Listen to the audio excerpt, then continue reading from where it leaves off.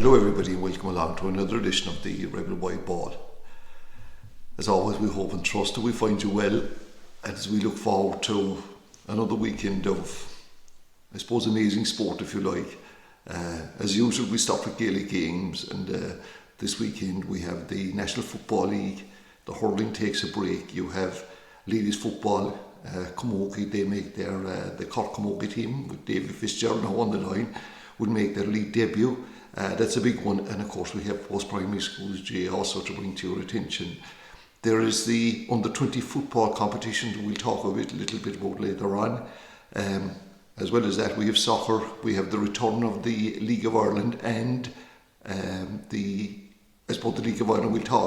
We'll mention that. Then we have the rugby, even though there's it's a break from the international scene. There is matches in club rugby. Our usual look at golf, and this week we may talk a little bit about an award ceremony that we were fortunate to attend last night. In terms of the Football League, well, as you know, Cork operate in Division 2, so the big game in Division 1 is the meeting of Dublin and Mayo, and Dublin having lost their two opening games. Now, I've seen this happening in the past with several of the big counties. They could lose the two opening matches and they'd eventually get a few wins and they'd survive in Division 1. Of course, it suits maybe some of our thought process, if you wish. If Dublin lost to Mayo in Croke Park on Saturday night, would that mean then that, you know, they could be facing relegation? But that could be wishful thinking on a lot of our parts. In terms of a Division 2, of course, we know the story here with Cork. The basic aim is just to survive and stay in there, and after their two opening games, lost to Roscommon and of course drawn the last day with Clare. You could say, if we were using, you know, I suppose the golfing parlance, this could be described as moving weekend. Do you know the way they have it in golf after in the big events, the 4-day events? I think they call the third day, is it the second or third day is the moving day? Well, I think this is the moving weekend in terms of the National Football Leagues, and as well as Cork, who travel to Owenbeg in Derry. It's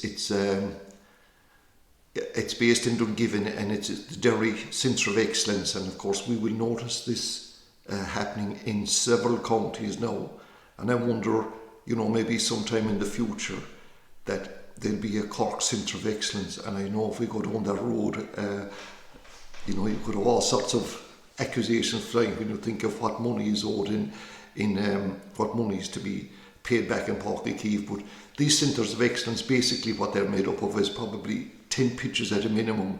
They can stage any kind of competitions, and they're so important, and the fact now that there's all weather surfaces. But anyway, that's where this match is going on. It's a big test for Cork, of course, travelling up to Derry in the first place, and Derry have won their first two games, and I don't know, did they drop all the way down to Division 4? They came very close to it a couple of years ago, and successive promotions mean now that they're one of the top teams now in Division 2. This is, look, any time you travel up to the north, it's going to be a huge task for Cork. Hopefully they will welcome back at least some of the Bears players. Now, I know Brian Hayes is one of those, but you know, the fact that he's a hamstring injury, I think that's going to prevent him from playing. But of course, Ian Maguire will be there, and Billy Hennessy, hopefully, and Stephen Sherlock. Now, Billy Hennessy, whether he gets on the team or not. Team will be released tomorrow, Friday at around 12 o'clock, so we'll have a better idea then as to what's happening. The other games in that division, and of course, National League is a bit like, you know, you have to keep an eye on your neighbours as well. Roscommon play Clare, and that's going to be another decisive one. Roscommon have had their 2 wins, and Clare had a win and a draw.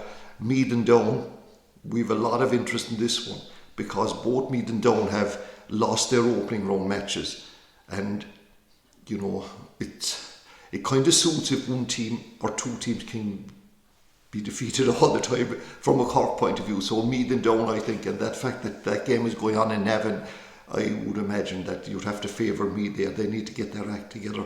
But remember, Down, by the time Cork played Down in the last match, we'll mention Kilcoo a little bit later, all those Kilcoo lads will be back. And you know, sometimes towards the end of the league, teams are looking forward. They see these league games as kind of forget about the league now, we're preparing for championship, so I'd have a worry about that. And finally, Galway, who are one of the teams favoured to get up, if you like, will take on Offaly, and I'd imagine that Galway will be favourites in that particular match. In terms of the Camogie, and my God, there's a good bit of grief now arising that I see somewhere during the week that some of the league fixtures that they didn't have pitches with them 3 days back from the event. I don't know, has the format worked out for this year's All-Ireland Senior Championship, so I know there's a little bit of disquiet among the Camogie fraternity that they're not happy with what's happening at headquarters. The league, the way it operates this year is there's going to be 2 groups, and Cork are in a group with Clare, Limerick and Kilkenny. Now Limerick and Clare would be the 2 weak sides here, I would suggest, and then on the other side you have 5 teams, and that's Galway, Dublin, Tipperary, Offaly and Down. Anyway, Cork travel their Division 1 team, and they have a Division 2 team as well. They travel to Clare, that's in Cusack Park, and that'll be probably the first time that, you know, we'll see Tomás Tuohy, who's in charge of them, and we have Davy Fitz, so it'll be interesting. And of course, there's always, you know, when for the opening game in the league, a couple of new players might be promoted. We haven't yet seen the team, so Cork will be expected, and certainly I think we'll win that one. The Division 2 team, and they're taking part in a group with Wexford, Kildare, Meath and Derry. They lost to Wexford, and like the very fact that Wexford are down at Division 2 would be a concern for Wexford, but I think after Cork, you know, I think it was expected last week that they'd find Kildare or find Wexford a formidable outfit. They play Kildare this weekend, and that game goes on Saturday in Hawkfield in County Kildare at their centre of excellence up there. And as I said, like, that's a kind of a trend that's now happening in terms of where these matches can be played. In Munster post-primary schools, but I suppose, look, in football we've got only to look back at Beara's great weekend last week. Beara's great win last weekend in the Munster Senior D, and they will be playing the Ulster champions now in the All-Ireland series. Unfortunately, Ross Carbery just came up. Mount St. Michael Secondary School came up just a point short in their match against the Abbey Secondary School in Tipperary Town. It's hurling this weekend, and just one game down for this season, but it's a big one. It's the Munster Senior B game, goes on in Mallow at 2:15 on Saturday, and it's Rochestown College, who were formidable winners over Causeway Comprehensive School in the semi-final. They played Charleville CBS, and Charleville CBS would have a number of, you know, maybe not many, but I think they'd probably have a few Limerick players coming in from over the border there. They were lucky as well now, to be honest with you, to defeat Sculna Trinode from Doon. They beat them by a point, and that was after Charleville scoring 3 goals. So it'll be interesting to see how that one is getting on, but it's nice to see, even though they didn't get to the Hartley Cup Cork schools, it's still nice to see them being able to participate at the B's, you know, a seriously high standard. Moving on then to soccer, and this weekend sees the resumption of the League of Ireland. And it's an interesting observation, if you wish, that there's 2 leagues, there's 2 divisions, like there's the Premier Division and Division 1.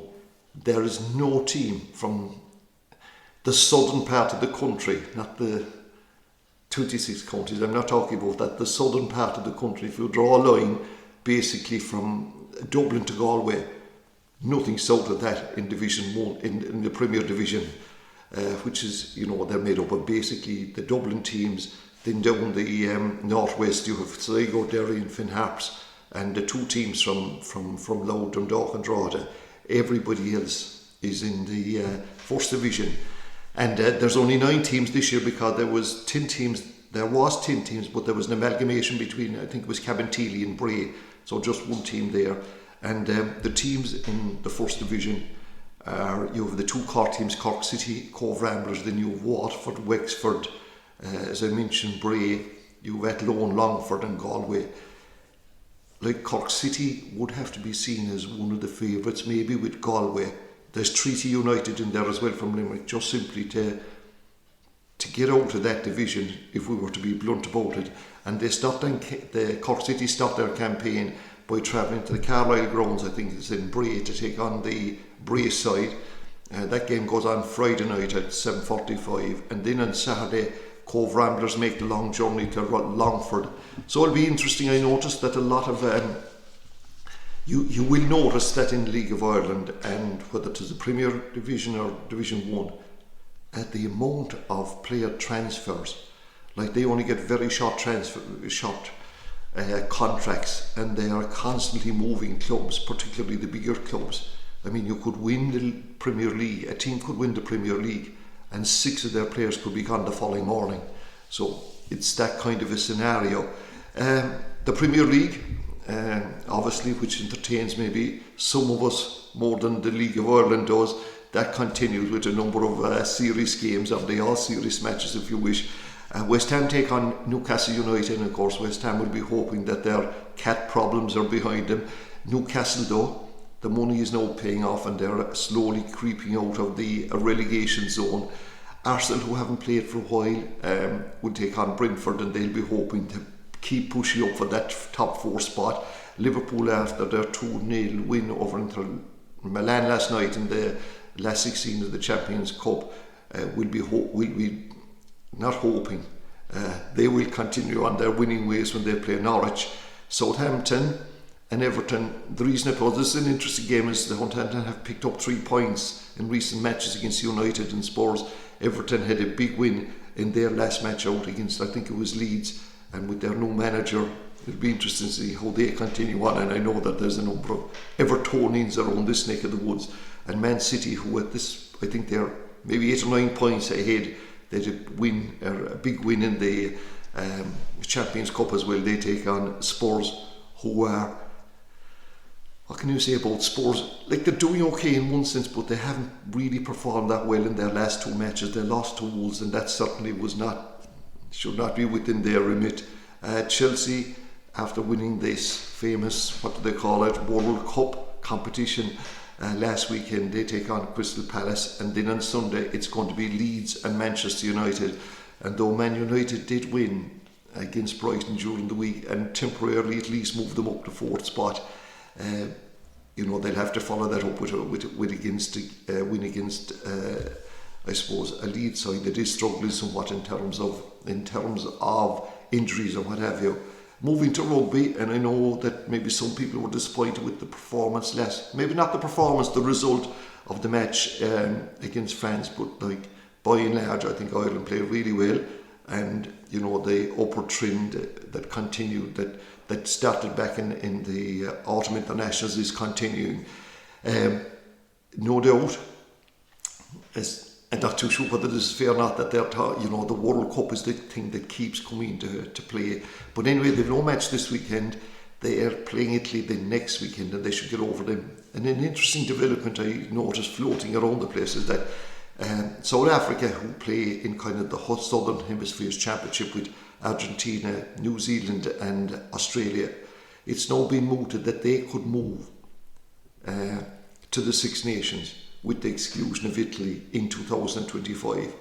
The books involved in this thing is absolutely frightening. Like, this is not the Southwest Final Gates here would cover this,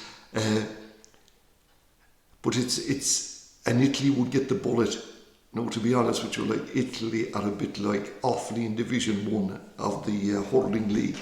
They're there for the fodder just to make up the 6. I don't know when last did they win a match, so that's going to be an interesting development for those of us, or those of you, or whoever will be around in 2025. This weekend is the United Rugby Championship continues, and of course Munster were disappointed, I'd imagine, with their result in Glasgow last week, but they take on Edinburgh this weekend in Thomond Park. That game goes on Friday evening at what time is it? 7:35, and Edinburgh have won something like 6 out of their 10 matches. They're just above Munster.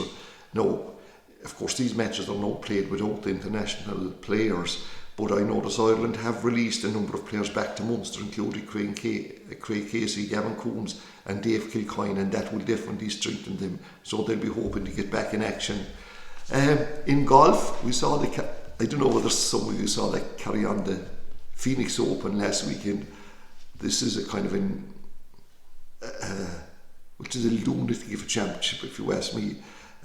For those of you who might have seen it, like basically there's a par 3 16th hole in it, and if somebody misses a putt or if somebody gets the hole in one, the audience, which are half langers I reckon at this stage, just simply fire beer cans left, right and centre onto the greens.